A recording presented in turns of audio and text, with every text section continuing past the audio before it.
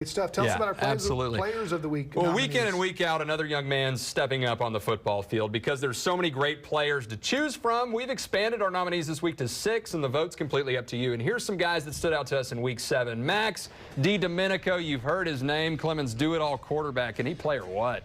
In a win over New Braunfels Canyon on Friday night, Max went off. 144 yards passing, 220 yards rushing on just 11 attempts, and not 1, not 2, not 3, but 4 touchdown runs. He's a huge reason the Buffs are 5-1 on the season and a perfect 3-0 in 26 6A play.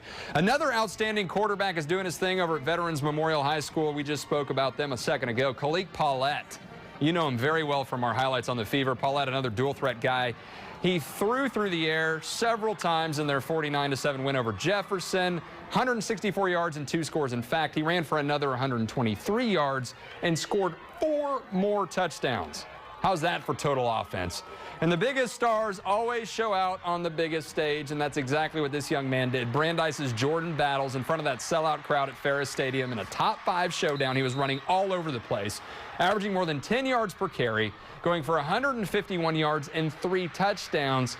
He also threw for another 53 yards, and those Brandeis Broncos staying undefeated, beating O'Connor 37-15, and they do take the driver's seat in District 28 6A. So who should be our Jon Wayne Service Company Player of the Week? We've got 6 nominees this time again.